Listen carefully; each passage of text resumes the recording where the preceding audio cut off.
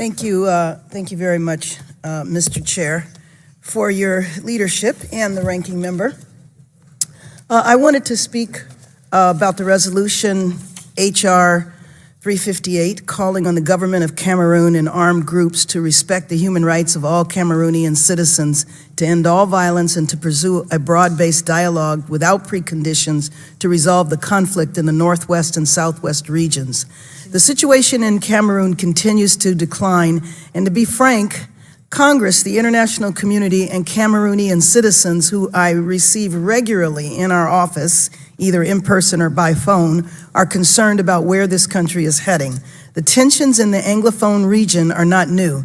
People have felt disenfranchised and marginalized since the end of colonialism.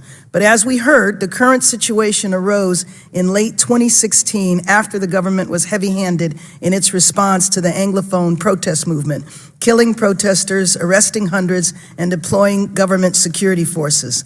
On the other side, the Anglophone movement has also transformed. There are elements that are now a separatist movement. Separatists have become more and more militant and have been accused of committing abuses, including killing security forces, attacking and burning down schools, and attacking citizens.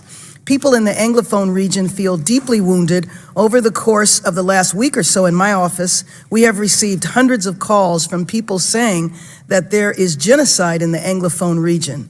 Meanwhile, the government has said that there is no one to negotiate with, and the separatists do not want to come to the table.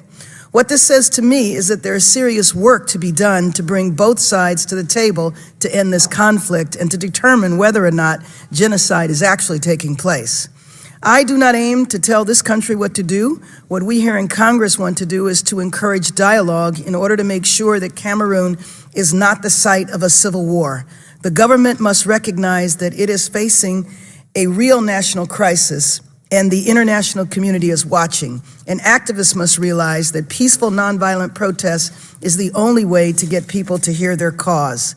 This resolution, HRES 358, calls on the government of Cameroon and armed groups to respect the human rights of all Cameroonian citizens, to end all violence, and to pursue a broad-based dialogue without preconditions to resolve the conflict in the Northwest and Southwest regions.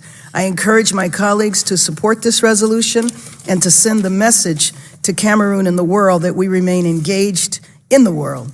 I also want to express my support for the legislation HR 3460 in Neglected Tropical Disease Act that Representative Smith has worked on for a number of years. I am glad that we are voting on it today in this markup, but I also look forward to the second half of the bill being discussed and marked up in another committee and taking both sides of the bill to passage on the floor. With that, I yield back.